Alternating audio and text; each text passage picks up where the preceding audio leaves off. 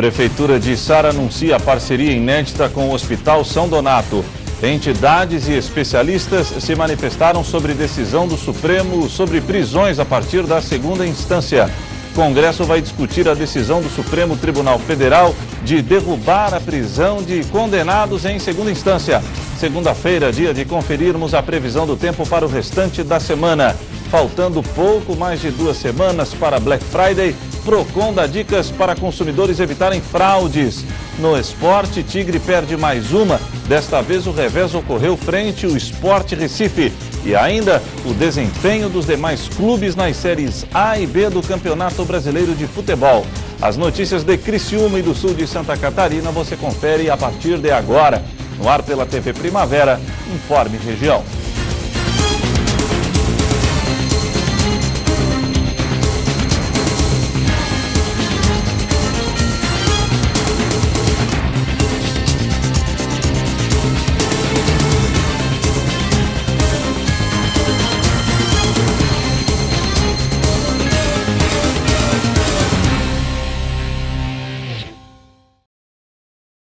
Hoje é segunda-feira, dia 11 de novembro de 2019. Para você que sintoniza a tela da TV Primavera, uma boa noite. O governo de Içara anunciou uma parceria que promete incrementar a saúde pública na cidade. Agora, parte da arrecadação do IPTU vai para o Hospital São Donato. Uma iniciativa pioneira no estado e que deve dar uma segurança financeira ao Hospital São Donato em Içara. O governo do município assinou nesta segunda-feira um projeto de lei complementar que garante o repasse de 50% da arrecadação do IPTU para a instituição pelos próximos 10 anos. Os recursos devem ser investidos no atendimento do pronto-socorro. Segundo o prefeito, esse repasse já era feito há alguns anos, mas agora deve virar lei. Nós já fazíamos há uns 6 anos esse repasse de aproximadamente metade da receita do IPTU para o Hospital São Donato. Mas sempre é assim, é a boa vontade da prefeitura, o diálogo com a direção do hospital. Só que nós consideramos que é fundamental para o hospital ter condição de se planejar e se organizar, ter a segurança de que para os próximos 10 anos continuarão recebendo esse recurso, independentemente de quem seja o prefeito da cidade. A ideia, portanto, é sair de uma liberalidade do Executivo para transformar em lei. Sair de uma iniciativa do Executivo para transformar numa política pública. O pronto atendimento médico é serviço essencial e indispensável à população. Segundo o governo municipal, nos últimos 5 anos foram investidos mais de 12 milhões de reais na manutenção desse serviço, que hoje é realizado em convênio com a Fundação Social Hospitalar de Içara, mantenedora do Hospital São Donato. Para a diretoria da instituição, a garantia desse repasse para os próximos anos é essencial para a manutenção. Agora ele está reafirmando isso juridicamente e nos dando uma garantia, tanto financeira como jurídica, que esse dinheiro, mesmo mudando o próximo prefeito, né, a partir do ano que vem, a gente vai ter, o Hospital São Donato vai ter a garantia de que esses recursos entrarão mensalmente no hospital. Os recursos que mantêm os serviços do Hospital São Donato vêm de 3 esferas: federal, estadual e municipal. O presidente do hospital conta que o repasse feito nos últimos anos pelo governo do município tem grande representação em relação aos repasses feitos hoje. Esse valor que ele envia para o hospital, ele é basicamente investido no pronto-socorro, no atendimento 24 horas que a gente tem aqui na Içara. E com isso o hospital deixa de gastar com esses valores, né? Então, e esse valor de 250 mil que ele manda hoje, é em torno de 30% do orçamento do hospital é investido lá no pronto-socorro. E a falta desse repasse feita pelo município impactaria significativamente na manutenção dos serviços. Com certeza a falta desse valor paralisaria todo o atendimento no nosso pronto-socorro, porque o hospital não tem recurso de caixa para bancar em torno de 300 mil reais mês que custa para a gente o pronto-socorro, né? Hoje ele custa mais, mas o município já paga 250 mil reais por mês, né?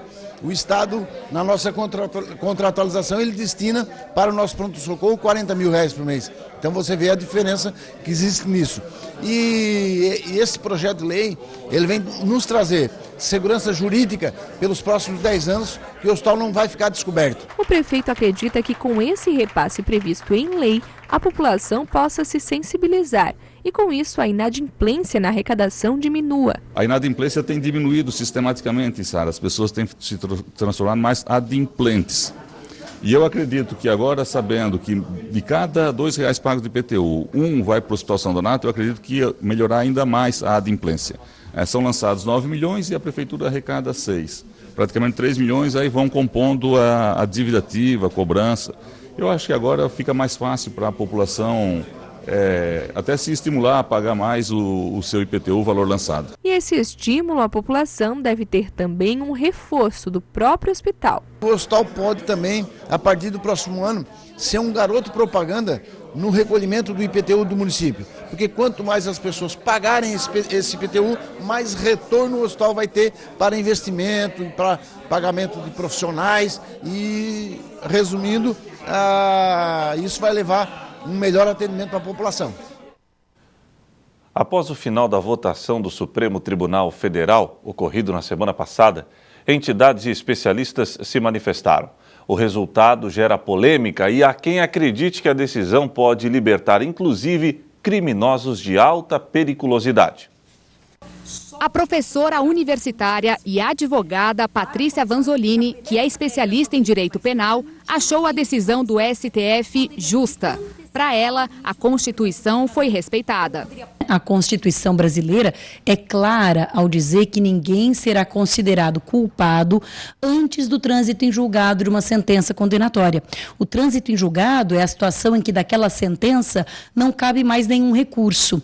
Se ninguém pode ser considerado culpado antes do trânsito em julgado, então não faz sentido começar a cumprir a pena antes do trânsito em julgado, porque só cumpre pena quem é culpado. Opinião que não é compartilhada por Erival Oliveira, também professor universitário e especialista em direito constitucional. Para ele, o Brasil perde com o resultado. Um retrocesso, o país perde com relação a isso, nada a ver com a presunção de inocência, a pessoa começar cumprimento de pena, deveria cumprir pena. Eu espero que não mude mais, né? Mas a tendência é, talvez, no futuro, uma mudança na Constituição para admitir a prisão em segunda instância. Apesar da decisão do STF, a situação pode ser modificada pelo Congresso por meio de uma emenda constitucional no futuro. Os presos condenados em segunda instância serão liberados se não preencherem os requisitos da prisão preventiva. O Congresso pode fazer uma emenda alterando essa questão e deixando de modo bem claro, né, que é possível prisão em segunda instância para o cumprimento de pena que não tem nada a ver com a presunção de inocência. Então o Congresso deve fazer isso. Se não fizer isso, daqui a pouquinho aposenta o Celso de Mello, é só trocar o ministro, fazer uma alteração legislativa, nova ação, dessa vez deve permanecer a prisão em segunda instância. Dois caminhos, a alteração da Constituição ou a alteração legislativa com nova composição do Supremo. Patrícia Vanzolini explica quem poderá se beneficiar dessa decisão do Supremo neste momento. A gente tem duas categorias, dois tipos de pessoas que estão presas antes do trânsito e é importante distinguir as duas. Uma boa, enorme parte das pessoas que estão presas sem ainda terem finalizado o processo, sem terem terminado o processo, são os presos provisórios, são aqueles que estão em prisão preventiva. São por volta de 300 mil presos preventivamente, ou seja, não foram ainda condenados em caráter definitivo, mas eles apresentam uma ameaça ao processo. Eles estão destruindo provas, ameaçando testemunhas, não estão colaborando. Esses são os presos que estão presos preventivamente. Esses não vão se beneficiar da decisão do Supremo, não vai mudar nada para eles. A outra categoria são as pessoas que estão presas sem terem ainda transitado e julgado o processo, sem terem finalizado o processo, estão presas só pelo fato de ter se antecipado o cumprimento da pena, né? Por volta de 5 mil pessoas que estavam soltas, mas por força da decisão anterior de 2016 do Supremo. A advogada ainda tranquiliza a população e diz que criminosos de alta periculosidade não serão libertados. Que o ministro Toffoli, ele disse que essa decisão do Supremo não vale para o homicídio, né, que é o crime mais grave que existe, para o homicídio, para os crimes dolosos contra a vida, os crimes que vão a júri. Então, para esses, não vale essa decisão do Supremo, essas pessoas não vão ser colocadas em liberdade. A todo momento, entidades soltam notas se manifestando. A Associação Nacional dos Procuradores da República lamentou a decisão do Supremo, considerando ser um retrocesso no combate ao crime, já que não ofende a presunção de inocência. Para Vitor Hugo de Azevedo, presidente da Associação Nacional do Ministério Público, disse que o STF tomou uma decisão equivocada ao reverter a atual jurisprudência. Felipe Santa Cruz, presidente da OAB, disse que a entidade cumpriu seu papel legal de defender a Constituição, a ordem jurídica e o Estado democrático de direito. Roberson Pozobon, procurador da República do Ministério Público Federal, postou a seguinte frase na rede social, abre aspas, e com isso, infelizmente o Brasil ganha uma nova expressão idiomática, feliz como um condenado, fecha aspas. O Congresso vai discutir essa decisão do Supremo Tribunal Federal ou derrubar a prisão de condenados em segunda instância. As comissões de Constituição e Justiça ou a Comissão de Constituição e Justiça deve analisar agora propostas de emendas constitucionais para tentar mudar a decisão dos ministros do Supremo. A repercussão do julgamento da prisão após condenação em segunda instância começou logo após a sessão do Supremo. Veja as opiniões de ministros do Supremo e políticos em Brasília. O julgamento durou quase toda a noite. 4 ministros deram os últimos votos antes da decisão de ontem. Carmen Lúcia, Gilmar Mendes, Celso de Mello e o presidente do Supremo, Dias Toffoli, último a votar e que desempatou a votação. Por 6-5, o Supremo Tribunal Federal derrubou a possibilidade de prisão de condenados em segunda instância. Assim que a sessão no STF foi encerrada, alguns ministros conversaram com a imprensa para esclarecer as consequências da decisão dos magistrados. Prisões tidas nesse momento como pena e que propiciaram a execução provisória podem ser convertidas pelo exame de cada processo e cada caso pelo juiz em prisão preventiva, preenchidos os requisitos da prisão cautelar. Portanto, não há, em face dessa decisão, nenhuma liberação automática de quem quer que esteja preso por condenado em confirmação de segunda instância. A consequência que tem é que retira-se o fundamento que até agora era majoritário e a partir de agora os juízes decretarão ou não as prisões cautelares. O ministro Dias Toffoli também conversou com jornalistas e levantou novas possibilidades. O magistrado indicou que a decisão do STF não significa o fim do debate sobre o tema. O encerramento desse julgamento, porque aquilo que se analisou foi o Código de Processo Penal. Se aquilo que o Parlamento escreveu no artigo 283, que é prisão, ou nos casos de prisão preventiva, que são em defesa da ordem pública, ou se for sem essa hipótese, só após condenação transitada em julgado. E eu deixei bem claro no meu voto, que foi o último voto no sentido da procedência, que o Parlamento pode alterar esse dispositivo. Essa é a posição, então o Parlamento tem autonomia para dizer esse momento de eventual prisão em razão de condenação. Quem também se manifestou, mas por meio de nota, nesta sexta-feira, foi o ministro da Justiça e Segurança Pública, Sérgio Moro. De acordo com o ministro, ele continuará a defender a prisão em segunda instância. Mesmo contrário ao resultado do julgamento, Moro afirmou que a decisão do Supremo deve ser respeitada. Além disso, declarou que o Congresso pode alterar a Constituição ou a lei para permitir novamente a prisão em segunda instância. Inclusive, antes mesmo do julgamento começar no STF, o Congresso já se movia sobre o tema. Em outubro, a Comissão de Constituição e Justiça da Câmara dos Deputados debateu a admissão da PEC 410. A proposta pretende alterar parte do artigo 5º da Constituição brasileira, tornando legítimo o cumprimento de penas de reclusão após a condenação em segunda instância. Com a sinalização do ministro Dias Toffoli sobre a possibilidade de mudança nas leis, a Câmara dos Deputados voltou a incluir a PEC 410 na agenda de assuntos a serem tratados na CCJ. O documento, que já tem parecer favorável da relatora Caroline de Tone, do PSL, pode ser votado já na próxima segunda-feira. E, se for aprovado, vai para debate no plenário da Câmara. Após 4 anos, houve a mudança de entendimento do STF. Nós na Câmara vamos nos posicionar para tentar reverter isso, visto que uma pessoa já condenada em primeiro grau recorreu no tribunal colegiado, foi condenada também, nós não vemos lógico para que ela não possa começar a cumprir a sua pena em prisão. Da parte do Congresso, nós vamos lutar para que esse entendimento seja mudado e volte a ser aquilo que a população espera. Quem é condenado tem que pagar pelos seus erros. Quem também vai discutir o assunto é a Comissão de Constituição e Justiça do Senado. A presidente da CCJ, a senadora Simone Tebet, afirmou que vai pautar a PEC do senador Oriovisto Guimarães, do Podemos do Paraná, na primeira sessão da comissão. A proposta tem como objetivo acrescentar um trecho no artigo 93 da Constituição, dizendo que qualquer pessoa que seja condenada deve ser presa independente da quantidade de recursos. Simone Tebet informou que a discussão só deve acontecer após a próxima semana. Mas esses não são os únicos projetos existentes no Congresso que pretendem alterar o entendimento das prisões em segunda instância. O ministro da Casa Civil, Onyx Lorenzoni, também é autor de uma PEC sobre o assunto que transita na CCJ. Além disso, uma comissão especial analisa desde o ano passado a reforma do Código do Processo Penal. Cabe ao Congresso agora definir qual desses projetos ganhará prioridade nas próximas pautas. A seguir, faltando pouco mais de uma semana para Black Friday, Procon dá dicas para consumidores evitarem fraudes.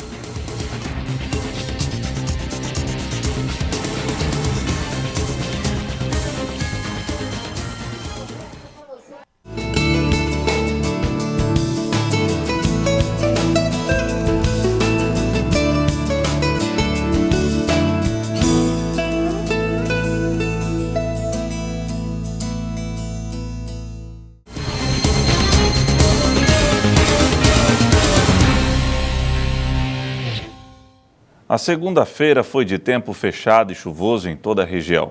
Confira agora como se comportará o tempo nos demais dias da semana.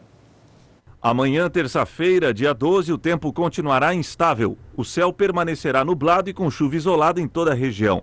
A mínima será de 12 graus e a máxima de 25. Na quarta-feira, o tempo apresentará uma leve melhora. Tempo bom durante boa parte do dia, mas a chuva voltará entre o final da tarde e o início da noite. A temperatura mínima será de 14 graus e a máxima de 27. Na quinta-feira, dia 14, o tempo volta a ficar chuvoso em toda a região. Céu nublado e chuva durante todo o dia. A mínima será de 15 graus e a máxima de 24. Na sexta-feira, o sol volta a aparecer, mas alternará com as nuvens que deixam o céu parcialmente nublado. A temperatura mínima será de 15 graus e a máxima de 24. Faltando pouco mais de uma semana para Black Friday, Procon está dando dicas para consumidores evitarem fraudes. Confira. O mês de novembro se tornou o queridinho dos consumidores, com a Black Friday na última sexta-feira do mês e as outras promoções semelhantes que surgiram, os descontos atraem consumidores em vários segmentos. Mas desde sua chegada no Brasil, em 2010, a mega campanha de descontos no varejo tem a imagem arranhada por problemas como descontos falsos e maquiagem de preços. Mas como evitar essas fraudes? A diretora executiva do Procon, Sara, dá as dicas. É importante que se o consumidor tem de fato algum produto que ele tem necessidade de comprar e se ele vem acompanhando o preço, ele consegue fazer um parâmetro se realmente no dia da Black Friday aquele produto ou aquele serviço está com um valor realmente abaixo de mercado, um valor que vale a pena comprar e se há realmente um desconto. Se o consumidor vem fazendo essa pesquisa semanal, por exemplo, de preço, e ele constata que não houve uma alteração no valor, pelo contrário, que houve uma maquiagem de preços que costuma acontecer muito, que é, na semana da Black Friday, se aumenta de maneira considerável o valor daquele produto, para que quando chegue na sexta-feira, se retire aquele valor que foi previamente aumentado. Então, nesses casos, o consumidor deve ficar atento, por isso a pesquisa é a principal antes do dia da Black Friday. A diretora lembra que nesses casos pode haver punição. Com certeza, não só para o comércio local, como também para o e-commerce, que é onde a maioria dos consumidores acaba comprando, porque até por conta da facilidade e por outro lado também da aferição de preços é mais fácil tu fazer via internet, do teu próprio celular. Então é importante que o consumidor ele se imuna dessa documentação, faça uma foto, dê um print da tela, desse acompanhamento de preço, porque se chegar no dia da Black Friday e foi constatado que houve a maquiagem de preço, o consumidor pode registrar a denúncia no Procon do seu município, da sua cidade, aquele comércio ou aquela empresa via e-commerce está passível de uma sanção e o consumidor também ele vai evitar que isso aconteça com outros consumidores. Já em relação às compras pela internet, os problemas podem ser outros. É importante que o consumidor fique atento à autenticidade dos sites de compra. Especialmente agora, nessa data, como aumenta o número de compradores, né, pelo menos em tese, desses sites de compra, é importante que o consumidor verifique se há aquele cadeadinho de segurança, se realmente se trata do site oficial da empresa, evitar clicar em promoções que estão nas mídias sociais e que podem, por exemplo, te levar a um site que na verdade é fraudulento, não é o site oficial. E no fim das contas, aí o consumidor acaba saindo no prejuízo numa data em que ele deveria comprar um produto para economizar. A diretora conta que, apesar de todos os cuidados, as reclamações também podem surgir após a Black Friday e o Procon também pode auxiliar nesses casos. Lembrando que o Código de Defesa do Consumidor ele se aplica nessas datas comemorativas, assim como em qualquer outra data. Então, por exemplo, se o consumidor fez uma compra via internet, ele continua tendo aquele período do prazo de arrependimento que é de 7 dias contados do recebimento do produto. Então, nesse caso, se o consumidor não gostou, não necessariamente ele precisa apresentar uma justificativa ou que esse produto tem um defeito. Ele pode simplesmente fazer a devolução sem qualquer tipo de ônus. E é preciso também estar atento a todas as informações na hora da compra e acompanhar. É importante verificar também, no caso das compras pela internet, a questão do frete, porque às vezes se o frete é um valor muito alto, não compensa o desconto do produto. E também, ao falar em frete, que o consumidor fique atento ao prazo de recebimento desse produto. Se estipula um prazo X e esse prazo não é cumprido por esse estabelecimento, por essa loja virtual, esse consumidor pode também ou exigir o cumprimento dessa oferta no prazo estabelecido ou cancelar essa compra, tendo em vista que esse fornecedor não cumpriu com o que foi a propaganda que foi veiculada ou mesmo o que foi prometido na hora da adesão do produto. E pensar na economia também é importante. Como se trata de uma data que é próxima já das compras natalinas, é importante que o consumidor ou se utilize dessa data para realmente de fato fazer uma compra antecipada e aí economizar também, ou se não é um produto que ele precisa muito, se pode esperar um pouco mais, é bom pensar também na questão do superendividamento, né? Porque não adianta aí o consumidor fazer uma compra, ficar endividado, sabendo que já na próxima semana do mês seguinte terá que fazer compras de Natal. Então é importante que o consumidor tenha bastante consciência. A seguir, Tigre perde mais uma. Desta vez o revés ocorreu frente ao Sport Recife.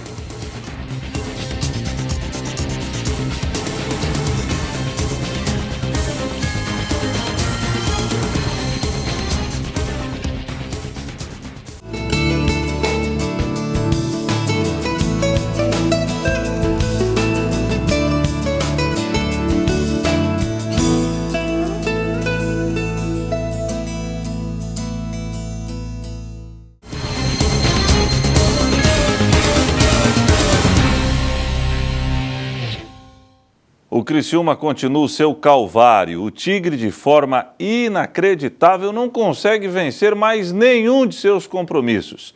Como um milagre, os resultados paralelos ajudam o Carvoeiro, que, por incrível que pareça, ainda tem boas chances de fugir da Série C. O primeiro lance do jogo pertenceu ao Criciúma. Léo Gamalho mandou de cabeça e sem muito perigo. O Sport respondeu à altura, Yuri não aproveitou o cruzamento e o Tigre acabou se safando. Já nesta jogada, Hernani tentou, mas Derlan mandou para escanteio. Nesta cobrança de escanteio, Charles desviou de cabeça, mas a bola se perdeu pela linha de fundo. O Carvoeiro tentou responder. Reis, totalmente desequilibrado, mandou o chute sem direção. Nesta troca de passes dentro da área, Sandro tirou o pão da boca de Sander, que chegava com perigo. Mais uma vez o Sport. Elton, de fora da área, mandou com perigo. Olha o Sport de novo, desta vez com Leandrinho. A bola subiu demais. Mais uma vez o time pernambucano.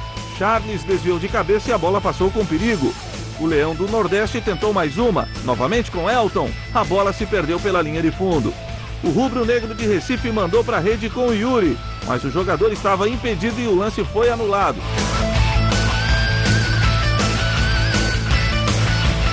O tricolor mandou bem agora com Reis. O atacante passou por 3 jogadores e bateu na saída de Luan, que fez ótima defesa. Cobrança de falta de Yuri. A bola, que parecia despretensiosa, tocou na trave antes de sair pela linha de fundo. A cobrança de escanteio agora foi para o Criciúma. Sandro, de cabeça, mandou a bola muito perto. O jogo ficou franco.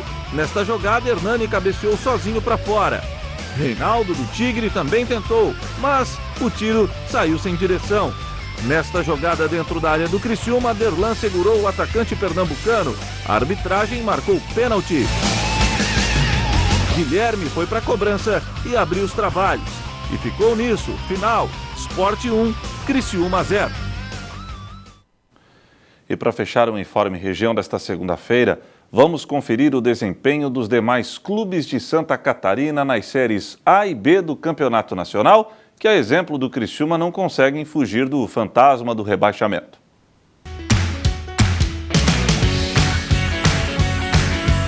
Em Floripa, o Figueirense, tentando fugir da zona do rebaixamento, recebeu a visita do Coritiba, que tenta uma vaga na Série A. E o Coxa pulou na frente com este gol de Robson Fernandes. Coritiba 1-0. O alvinegro da capital buscou o empate com Rafael Marques. Final, Figueirense 1, Coritiba também 1.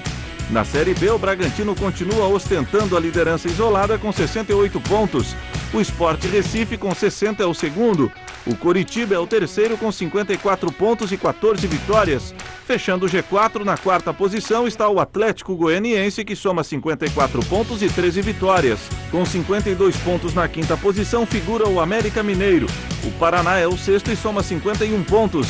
Na sétima colocação está o CRB, que tem 50 pontos e 14 vitórias.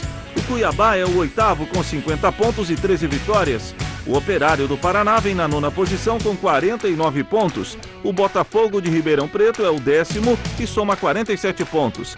Os catarinenses continuam na zona do rebaixamento. O Figueirense é o 17º com 35 pontos. O Criciúma é o 19º e soma 31 pontos ganhos.